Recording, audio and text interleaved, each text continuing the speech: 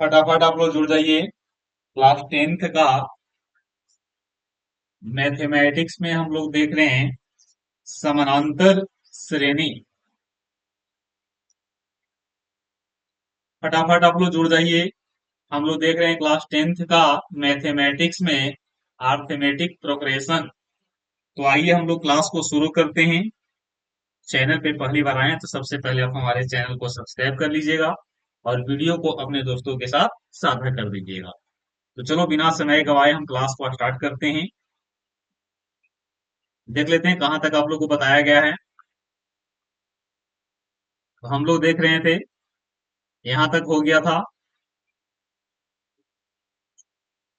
यहाँ तक आपको बता दिया गया है।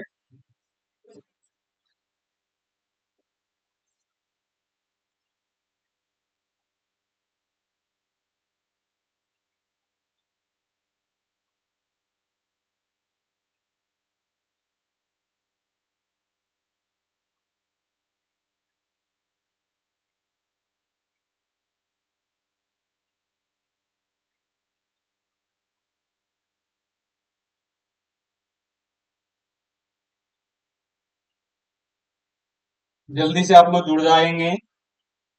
तो ये है क्लास 10th का मैथमेटिक्स में। फटाफट आप लोग जुड़ जाओ। क्लास 10th की मैथमेटिक्स के आज के इस लेक्चर में आप लोगों को बहुत बहुत स्वागत है। हम लोग डिस्कस करेंगे अरिथमेटिक प्रोग्रेशन का पार्ट नंबर 3। तो हम लोग डिस्कस कर रहे थे। तो इसमें जो अज्ञात वैल्यू था उस वैल्यू को हम लोग निकाल रहे थे ना। अब यहाँ से हम लोग देखेंगे इसका क्वेश्चन नंबर 3। क्वेश्चन नंबर 3 एक बार आप लोग फिर से देख लीजिए, हालांकि ये बता बता दिया गया है। यहाँ पे हम क्या करेंगे, कोई अज्ञात राशि के रूप में मान लेंगे। तो यहाँ पे दो अज्ञात राशि है, ई एक्स होगा, ई वाई होगा। ये सभी आपका किस में है, 5 है, एक्स, वाई अभी आपका 9.5 है। अभी सबका सब किस में है, ये सबका सब एपी में है। अगर एपी में है तो इसका कॉमन डिफरेंट आपस में क्या होगा, बराबर होगा। इसका मतलब है कि T2 माइनस T1 बराबर T3 माइनस T2 बराबर T4 माइनस T3। तो T2 यहाँ पे x है तो x में से 5 को घटा देंगे। T3 आपका y है, y में से x को घटा देंगे। और यहां से हम लोग लेके चलेंगे T4। T4 आपका 9.5 है और इसको में से हम कितना को घटा देंगे, y को। अब ये तीनों आपस में क्या हो जाएगा, तीनों आपस में बराबर हो जाएगा। तो हम पहले इन दोनों को लेकर के हल कर लेते हैं, इन दोनों को लेकर के हल करेंगे, इन दोनों को लेकर के। तो x माइनस 5 बराबर y माइनस एक्स, इसको हल करेंगे तो यहां से मिलेगा 2x माइनस 5 बराबर y। तो फाइनली इतना भी रख सकते हैं और इस रूप में भी हम तैयार कर सकते हैं। अब एक बार हम लोग इसको लेके चलेंगे, इन दोनों को लेके चलेंगे। तो हल कर लेते हैं। y माइनस एक्स बराबर 9.5 ऑफ y, माइनस में y, यहां से हो गया 2y माइनस एक्स बराबर 9.5।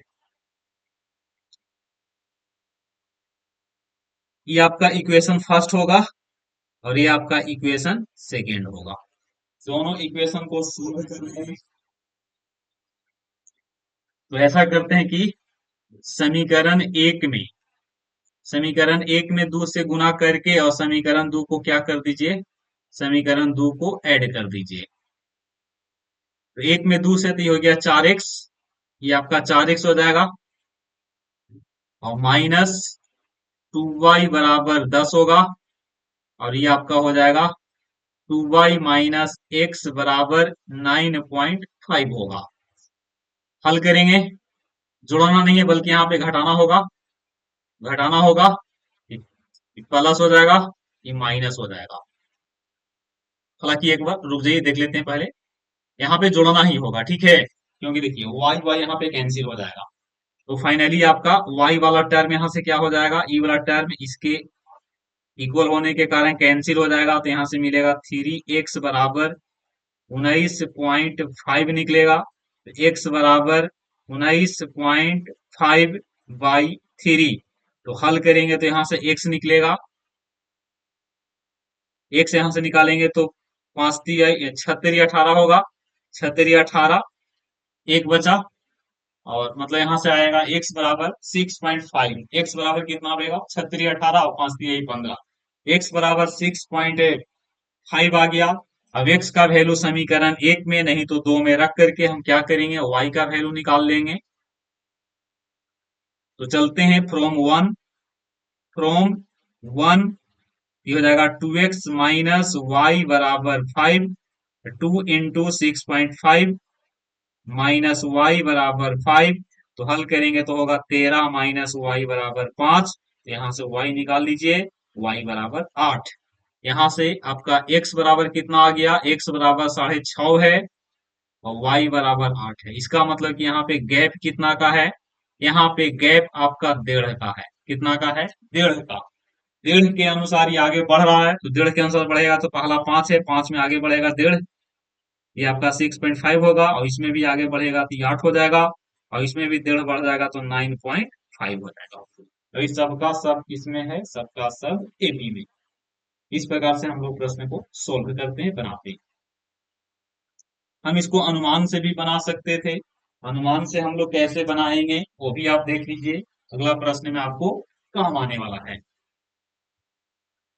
देखिएगा यहाँ पे हम लोग सोचते हैं, देख रहे हैं कि आपका सीक्वेंस ऐसे इंक्रीजिंग में है कि डिक्रीजिंग में, आप लोग अनुमान लगा सकते हो। ये आपका सीक्वेंस जो है से किस ऑर्डर में है, ये आपका इंक्रीजिंग में है।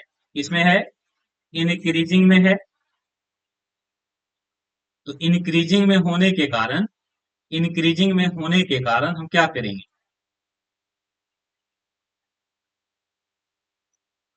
इंक्रीजिंग में है तो हम यहां से एक अनुमान लगा रहे हैं कि इसका जो कॉमन डिफरेंट होगा, इसका जो कॉमन कॉमन डिफरेंट जो होगा वो आपका पॉजिटिव होगा। कॉमन डिफरेंट क्या होगा, पॉजिटिव होगा, क्योंकि आपका सीक्वेंस ऐसे इंक्रीजिंग ऑर्डर में है। कौन सा ऑर्डर में है, इंक्रीजिंग ऑर्डर में है। अब यहां से आपको एक कॉमन डिफरेंट लेकर के चलना पड़ेगा। मान लीजिए कि 5 है और कॉमन डिफरेंट हम लेके चलते हैं 1। तो 5 है और कॉमन डिफरेंट 1 लेके चलेंगे तो इसमें क्या भर आएगा, 6। उसी प्रकार से इसमें कितना आएगा, 7। और उसी प्रकार से अगर ये सही होता तो उस स्थिति में यहाँ पे कितना आता, 8। लेकिन आपको दिया हुआ है कितना, 9.1/2। इसका मतलब कि इसका कॉमन डिफरेंट 1 नहीं होगा। यहाँ से भी कॉमन डिफरेंट 1 नहीं होगा। अगर 1 होता तो यहाँ पे 8 नहीं बल्कि कितना आता, 9.1/2 आता। मतलब इस प्रकार से आपको सोचना पड़ता है। इस प्रकार से हम लोग क्या करेंगे, इस प्रकार से हम लोग सोचेंगे। ठीक है, तो ध्यान दीजिएगा। उसी प्रकार से यहाँ पे कॉमन डिफरेंट हम लेके चलेंगे कितना, मान लीजिए कि 1 से नहीं आया तो यहाँ पे हम कॉमन डिफरेंट के रूप में कुछ और भी हम ले सकते थे। मान लीजिए कि हम डायरेक्ट यहाँ पे पहले 2 से चेक करते, तो 5 में 2 अगर ऐड करते हैं, 5 में 2 ऐड करते हैं तो कितना मिलता, 7। तो 7 में अगर कितना ऐड करते हैं, 7 में अगर 2 ऐड करते हैं तो कितना मिलता, 7 में अगर +2 करेंगे तो यहाँ से मिलता 9। और 9 में अगर 2 ऐड करते हैं, 9 में अगर 2 ऐड करते हैं तो क्या मेरे को 9.1/2 मिलेगा, नहीं मिलेगा। इसका मतलब कि उससे भी और कम कॉमन डिफरेंट आपको लेके चलना पड़ेगा। तो हम यहाँ पे 0.5 का भी मसला लेके चल सकते हैं। तो इसको से इसको लाने के लिए हमने क्या किया, 1.5 जोड़ दिया। 1.5 जोड़ दिया तो ये हो गया 6.5। कितना जोड़ दिए, 1.5। ये हो गया 6.5। 1.5 इसमें भी जोड़ देंगे तो कितना हो जाएगा, ये आपका 8 हो जाएगा। और ये आपका कितना हो गया, 9.1/2 हो गया। इसका मतलब है कि इसका कॉमन डिफरेंट कितना हो गया, इसका कॉमन डिफरेंट जो है वो 1.5 है। 1.5 का मतलब कि 3/2 है। 3/2 से ही आपका सीक्वेंस आगे बढ़ रहा है। इसी के आधार पे हम कोई भी प्रश्न को बना सकते थे। अब इसमें भी अनुमान लगा सकते हैं। यहाँ पे देखिएगा ये आपका सीक्वेंस इंक्रीजिंग है कि डिक्रीजिंग में है। तो हम देख पा रहे हैं कि इसका सीक्वेंस जो है वो डिक्रीजिंग में है। क्या है, डिक्रीजिंग में है। सीक्वेंस आपका किस में है, ये डिक्रीजिंग ऑर्डर में है, डिक्रीजिंग में है, डिक्रीजिंग ऑर्डर में है। इसका मतलब इसका कॉमन डिफरेंट जो होगा कॉमन डिफरेंट जो होगा वो डेफिनेटली नेगेटिव होगा, मतलब घट रहा होगा। एक अनुमान लगा सकते हैं। आप इसको पलट करके भी अगर चाहो तो बना सकते हैं कि पहले 3 है और फिर इस प्रकार से ले लेंगे, फिर यहाँ पे 13 है, फिर आगे वाला संख्या। उस स्थिति में हो गया आपका कौन सा ऑर्डर में, ये आपका ऑर्डर हो गया इंक्रीजिंग ऑर्डर में। कौन सा ऑर्डर में, इंक्रीजिंग ऑर्डर में हो गया। तो आप दोनों तरीका से बना सकते हैं। चलो हम इस तरीका से भी बनाएंगे। तो देखिए 3 से आपको कुछ ना कुछ यहाँ पे लाना होगा, और कुछ जो आएगा उसमें भी कुछ जोड़ करके 13 लाना होगा, और 13 आएगा तो उसमें भी कुछ समान टर्म को जोड़ करके आपको अगला संख्या को लाना होगा। तो आपको सोचना पड़ेगा। अगर 3 में हम एक जोड़ते हैं, 3 में अगर एक जोड़ते हैं तो अगला होगा कितना, 4, और 4 में एक जोड़ेंगे तो होना चाहिए था 13, लेकिन हो रहा है कितना, 5। तो ये गलत है।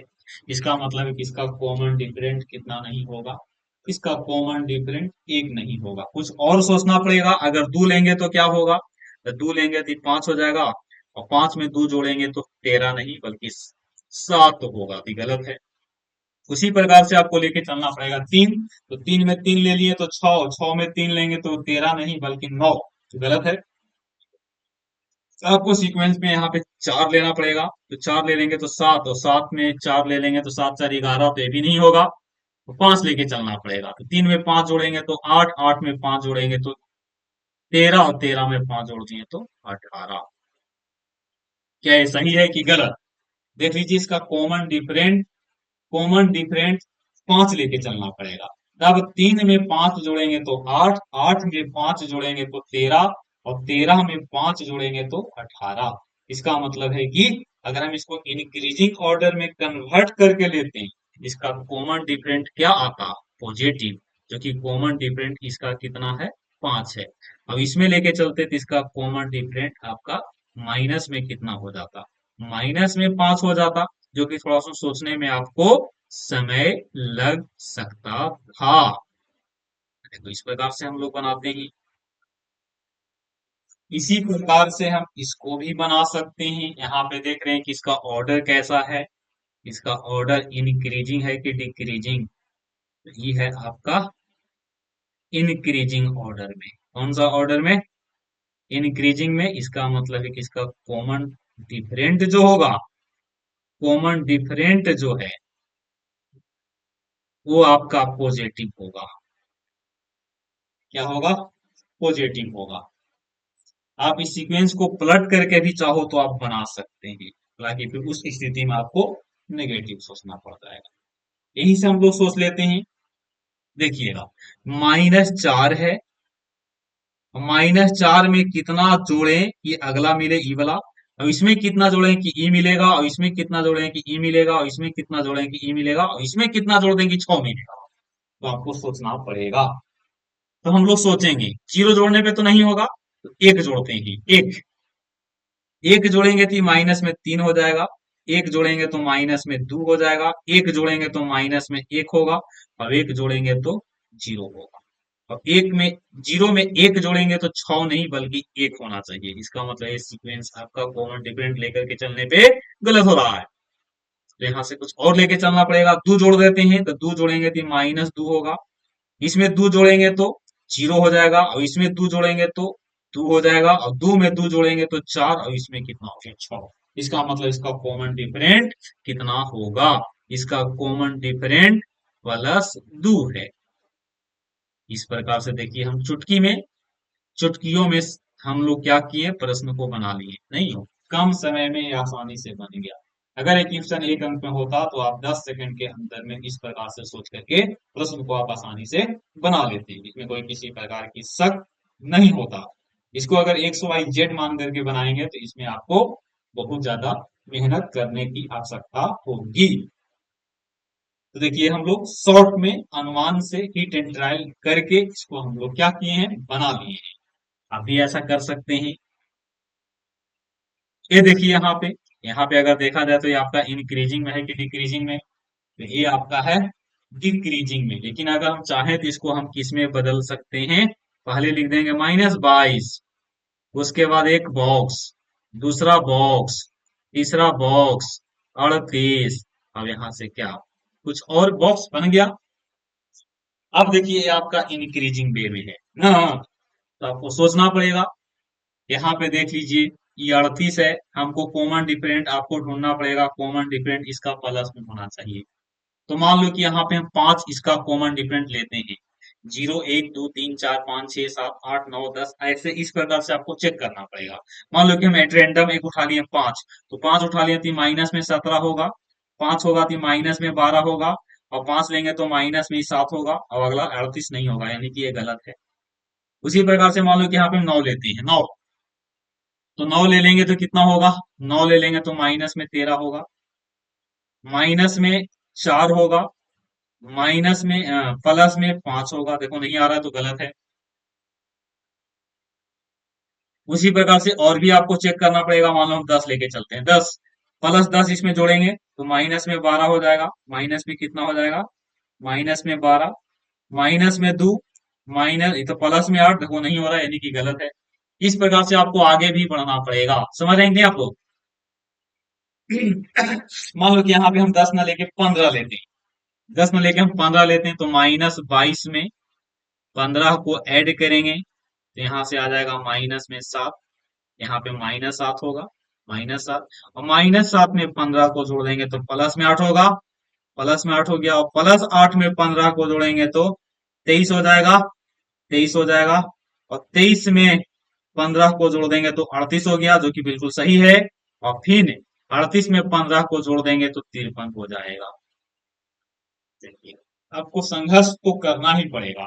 आप 0 रखिए, 1 रखिए, 2 रखिए, 3 रखिए, 4 रखिए, तब तक रखिए जब तक कि -22 से 38 ना मिल जाए। उसके लिए आपको कुछ भी करना पड़े तो आपको करना ही पड़ेगा। इसके अलावा इसका कोई अन्य विकल्प तो है, लेकिन इतना चीप एंड बेस्ट वाला विकल्प ना होगा।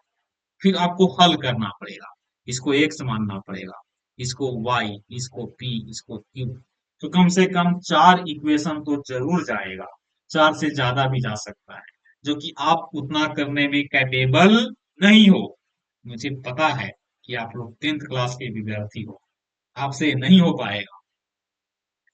तो हम इसके लिए एक शॉर्ट में निचोड़ बताए हैं कि आप कॉमन डिफरेंट लेकर के चलिए, कभी एक जोड़िए, कभी दो, कभी तीन, ऐसे चेक कीजिए, चेक करके जिस पद से चल रहे हैं उससे अगले पद को लाने का प्रयास कीजिए, समान नियम को लेकर के। चलो आगे मैं बढ़ता हूं, ठीक है? ये लो, कितना आसान प्रश्न है, पेपर में आया हुआ प्रश्न है, इंपॉर्टेंट प्रश्न है। ये रहा आप लोग के छाती पे हम प्रश्न को फेंक करके मार रहे हैं। ये बराबर कितना है देखो, टी बराबर कितना है, 5 है, टी एन बराबर कितना है, 78 है। आपको एन का मान निकालना होगा, तो टी एन इक्वल टू, जानता होगा ना तुम लोग, 78 बराबर 3 प्लस n-1 × 5, ये हो गया 75, 3 घट गया, अब n-1 × 5 हल करेंगे तो कटेगा 15 बार में, और n-1, n का वैल्यू निकालेंगे तो 16 आएगा। अब यही आपका आंसर होगा। आगे बढ़ते हैं, इतना समय नहीं देंगे जी। इसमें से कौन सा बतावें, बोलो आप लोग जल्दी।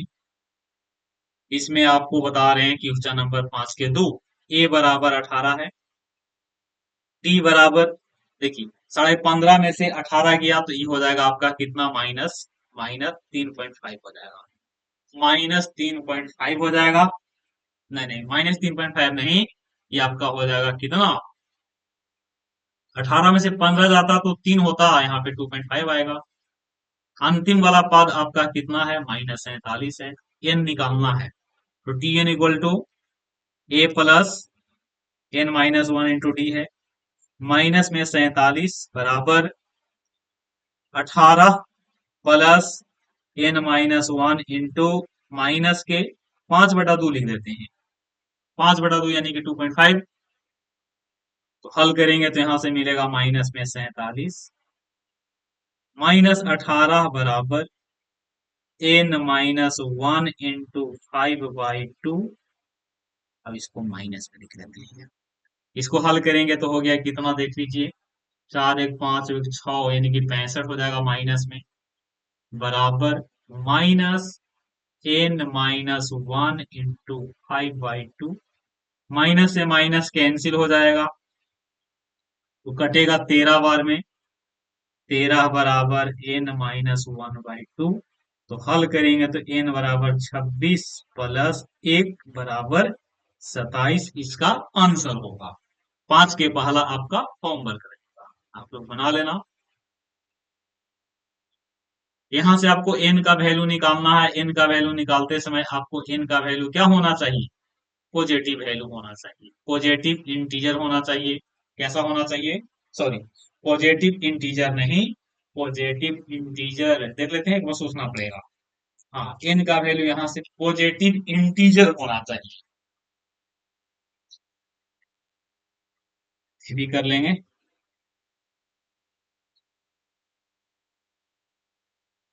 क्वेश्चन नंबर 7, पहले आप एपी तैयार कर लीजिए। टी एन इक्वल टू होता है ए प्लस n-1 इंटू डी होता है। तो 11वां पद आपको दे दिया है 38, और 16वां पद आपको दे दिया है 73। तो यहां से इक्वेशन बना लीजिए, ए प्लस 10d बराबर 38 हो जाएगा, और यहां से बनेगा ए प्लस 15d बराबर 73।